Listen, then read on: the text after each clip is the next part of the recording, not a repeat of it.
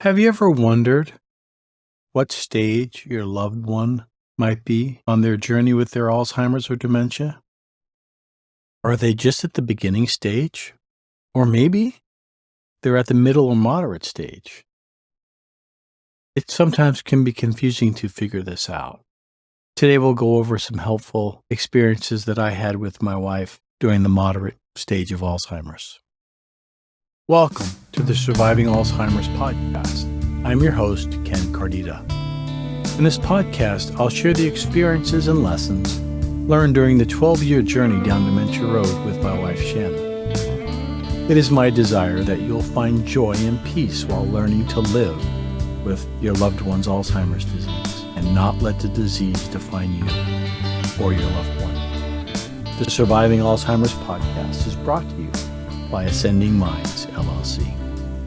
In today's episode, we'll be continuing our backstory and talking about moderate stage Alzheimer's and when we were both living at home and I became a full-time caregiver. For us, this lasted somewhere between 3 and 4 years, and it was a time that was full of many changes and adjustments. This was the time where my caregiver education and experience became full-time, and I learned a lot. During this time, about the middle of it, I started my journal. This is the first line that I wrote. This journal should have been started a few years ago, but I decided to start it now because I want to capture the feelings, experiences, and memories from here on out in great detail. Before we dive into the episode, I did want to share a review that was written by a podcast listener that they wrote on the Apple Podcast application. Her name was Susan, and she rated the podcast with 5 stars, and thank you, Susan, for that. And she titled her review, Interesting and Easy to Understand. She wrote this review after the second episode was published. This is what she wrote. Nice job, Ken. Nice, easy, clear voice to listen to. Interesting story so far. I am looking forward to future episodes. My husband of 39 years was diagnosed at age 59. It is quite devastating. All our retirement plans are gone, but we are trying to adapt. Thanks again. Susan, I'm grateful for your feedback. I was not sure how this podcast would be received and if it would be of help to anyone. So your quick note made me feel that I'm on the right track. Thank you for that. So this early feedback has encouraged me to continue on to create more episodes. I would like to hear your feedback. Writing reviews on the Apple Podcast site is one way to do it. Another more interactive way would be to go on to the Surviving Alzheimer's Podcast Facebook page. I'll put a link to that page in the description of this episode. In the last episode, I focused on the time leading up to Shanna's diagnosis. This was the summer of 2017. At that time, she was diagnosed with moderate Alzheimer's. So my best guess, as I try and piece together the timeline, is that she transitioned from mild stage to moderate stage somewhere either late 2016 or early 2017. Now, having said that, it's very hard to tell when our loved one transitioned from stage to stage.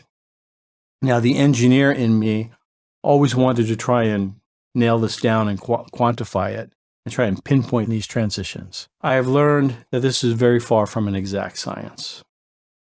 From my journal, I estimate that this stage lasted about 4 years, give or take, with the last couple of years occurring during the outbreak, the ensuing panic and lockdown that happened during the COVID-19 global pandemic. Also, as she transitioned from moderate to severe, it was just as tricky to try and figure out, especially when you try and factor in the effects of the pandemic on us.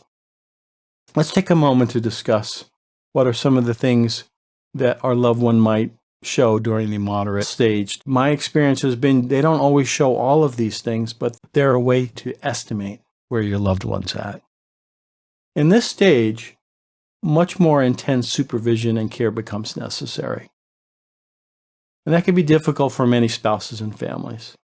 Some of the things you might see is increased memory loss and increased confusion. Definitely saw that with Shanna.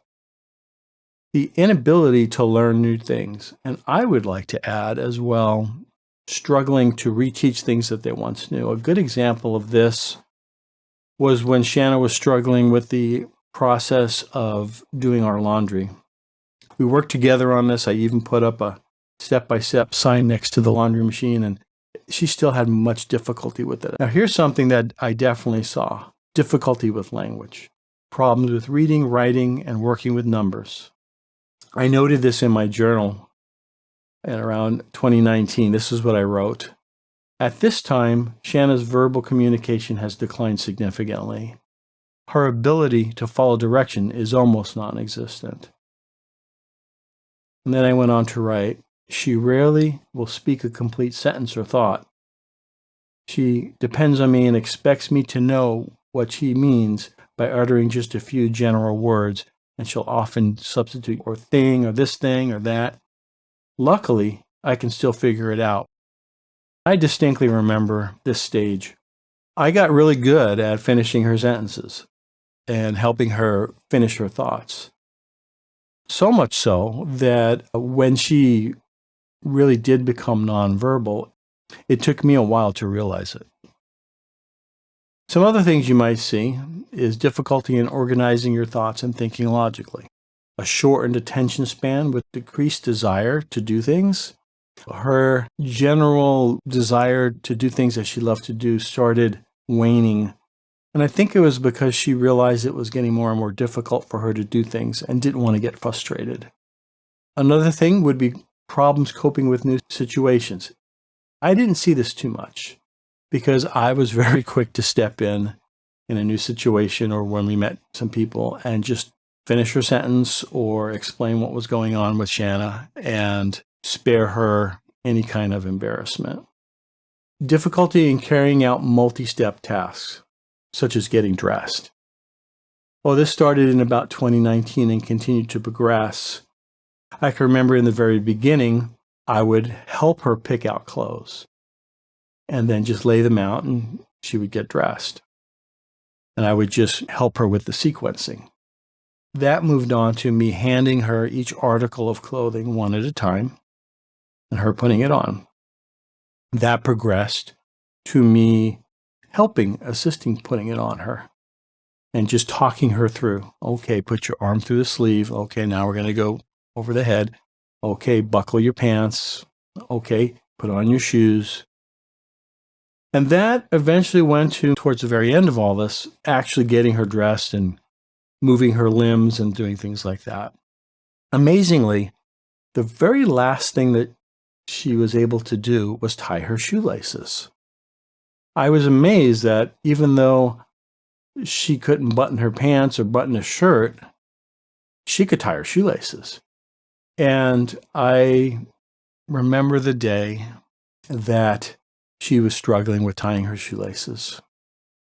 And it happened a couple days in a row, and I could see it frustrating her. And I asked her, do you want some help? And I would do it. My solution to this dilemma was we went out and I bought her some sneakers that did not have shoelaces, and she's been wearing those ever since. I distinctly remember mourning the loss of her ability to tie her shoelaces. It was a pretty significant milestone for me. Some other things you'll see during this stage is struggling to recognize family and friends. I didn't see this till the later stage, where she was probably in the severe stage. And even now, she may have a hard time if I mention someone's name, knowing who I'm talking about, but I'll show her a photo, or if that person comes to visit, she definitely recognizes them as a person that is important to her. I can't stress the value of friends visiting, either at home or at a memory care facility. Shanna has some long-term friends who continue to visit her from time to time, and it's pretty awesome to see her light up when they walk in the room. Next thing is hallucinations, delusions, and paranoia. We had our fair share of experiences with this, and that I'm going to reserve for an episode all by itself. Suffice it to say for this episode that we dealt with all of this from time to time, and it was very intense at times. Another thing you'll see is impulsive behavior, such as undressing at inappropriate times or using vulgar language. I call this a filter has been removed. The thing that Shanna would do during this time was we would be out in public and she would see somebody or something and she would just comment out loud. Oftentimes this would be someone who was obese or grossly overweight, and she would make a face and make a comment to me about it. And there were a few times where I was grateful that the person did not hear what Shanna said. She didn't mean anything. She was just stating a fact. Another thing would be inappropriate outbursts of anger. I have an issue with the word inappropriate because you're measuring the behavior based on a person with full brain capacity. It's not accurate for the person with dementia. I prefer to call it unexpected outburst. And indeed, yes, Shanna, when she would get frustrated, the only way to release that energy, that negative energy, was through anger. Other things that are common during this stage is increased restlessness, agitation, anxiety, tearfulness with bouts of crying, wandering, and a lot of this stuff can be triggered late in the afternoon. We experience all of these, and I'll cover those in future episodes. The last thing that is on the list, and we definitely saw some of this, is repetitive statements or movements with occasional muscle twitches. I definitely saw this and continue to see this. Shanna will jerk her arm or her shoulder. At first, we thought it was one of the antidepressants she was taking because she was on a super high dose, and we backed that off. And it went away for a while, but now it's come back. And so this continues to come and go. We've learned to joke about it. We'll be sitting together and she'll flinch or jerk. I'll look at her and I'll smile and say, "Did I scare you?" And she'll nod no. And we just laugh it off. Again, not making a big deal out of some of these things is the best way to just let it go. It's just part of the stage. So those are some of the things that we'll find that are pretty common. How did I deal with all this? How do we deal with all of this? At the time, not very well. My stress and anxiety was clouding my perception. And it also intensifies the difficulties when you're in the moment. And this was very apparent during this time, especially on the front half of this stage. Some of the things that I did to help me release the stress, and I would highly recommend this to all caregivers, is to do something physical, because that is the most healthiest way to relieve stress, as opposed to things like self-medication or overeating, or ignoring it totally and letting it explode and drive you to a state of depression. One of the things that all of Shanna's doctors have told us is that the two best things you can do for somebody with dementia are exercise and socialization. They're not only good for the person with the disease, but they're also really good for the caregiver. This was so important during the pandemic. Keeping ourselves active and reaching out to family members and friends kept us both from feeling totally isolated. We had a habit of taking walks every day. We walked as long as Shanna could handle it, even in the 110-degree Arizona summer.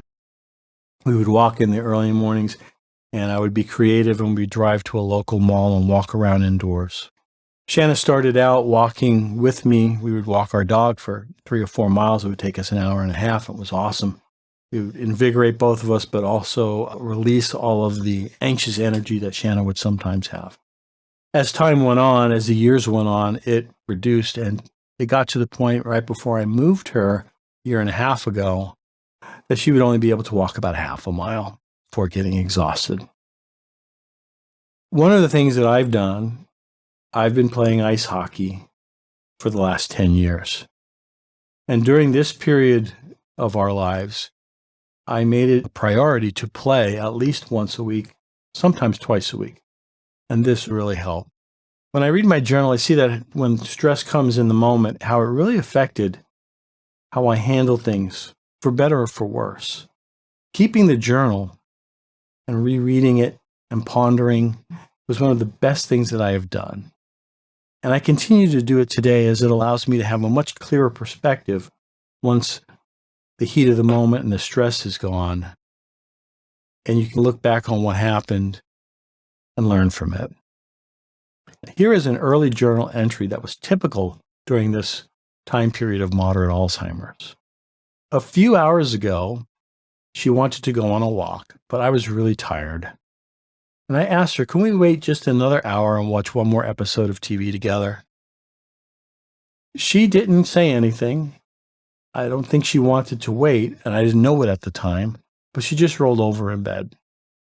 When the show was over, she was visibly upset with me, but she would not tell me why she was upset. And she told me she did not want to go on a walk. I was very confused. I left the room and I did some household chores. I came back very calm and found out that she was still upset that we watched TV for an extra hour. I think it wasn't the TV watching. I think that she just wanted to go on the walk and she was done watching TV and didn't want to wait. But she did not express that to me at the time. I walked back in the room and for the last 30 minutes, she was half sleeping, half stewing, getting mad. I just was very calm and had a rational conversation with her because at that time she could still reason somewhat. And then out of the blue, she said, I don't want to be married to you anymore. This was a common way of her getting my attention throughout most of our marriage. I explained that this was really about communication, and I tried my best to validate her feelings. I then said, Shanna, you don't have to choose to continue to be upset. And then I walked away and gave her a little bit of time. Hopefully she'll stop digging in her heels and go on a walk, and then she'll be fine. Just as a note, I was writing this, but as it was happening, I would walk away from the situation and I would add to this journal entry. Then I write in all caps, I must remain calm and patient, ! So the journal entry continues. So I went in after 15 minutes and said, hey, let's go on a walk. She hemmed and hawed and initially resisted, but I was able to persuade her to go. For the first 15 minutes of the walk, she was still upset. She was quiet, and every time I tried to engage with her, she was short with her responses. I did not bring up or mention about her being mad anymore after that. And after many attempts to engage her in a conversation, she slowly started to loosen up. Eventually, she started the conversation, and after about 25 minutes of walking, she was back to normal.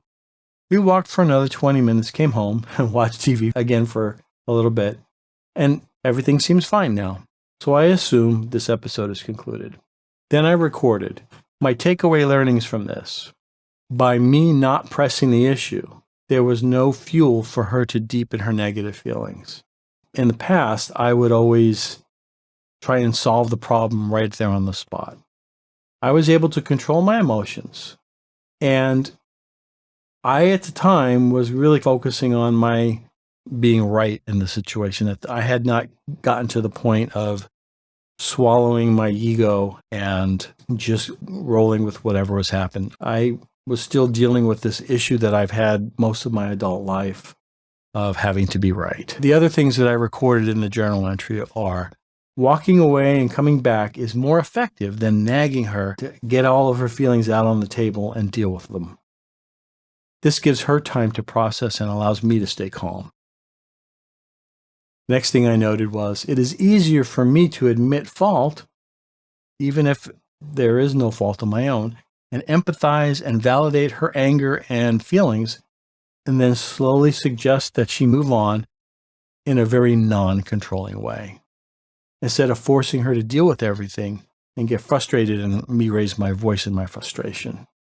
Lastly, I wrote, I always need to control my frustration and work to diffuse the situation rather than to persuade with reason and resolve the issue at hand immediately. My goal tomorrow is to try and keep her active most of the day with a smiley face. So that's a pretty typical journal entry at this time. This is just one of the many entries and experiences that helped me to make the many adjustments as things changed. During this time, I would often beat myself up mentally in the aftermath of one of these incidents. When I lost control of my emotions or tried to reason or try to force her or prove her wrong, it only made things worse. It was also during this time, as I reflected on my actions and emotions and the thoughts, that I realized I'm the one who needs to change and adapt here. Her ability to deal with all of her frustrations and emotions that are associated with the decline of her abilities was diminishing week by week. At the time, I did not consider what she may have been dealing with. That came much later. It was also during this time that I started working with a faith-based life coach who would eventually become my mentor and eventually train me and certify me to become a faith-based life coach a few years later. At this time, I started to realize how my thoughts truly affected how I felt. And then in turn, those emotions had a big influence on how I acted and reacted to all of the challenges of being a caregiver and a husband at that time. It was totally liberating when I realized that I had the power to monitor and choose the thoughts and emotions that were in my best interest and to reject the negative, self-defeating self-talk and frequent tape loops that I would say to myself as I would beat myself up on and on. Instead, I learned to take 100% accountability for all of my actions, emotions, and thoughts. When I would do something that was not in both Shanna or my best interest, I would reflect upon what emotions and triggers were involved. I would try and identify what were the beliefs and thoughts that were standing behind those triggers. Often, if not always, the beliefs were not accurate, and there was some untruth lying behind the trigger that I had bought into often long ago. I bought into this untruth about myself or how things were supposed to be, and they became my reality and my perspective.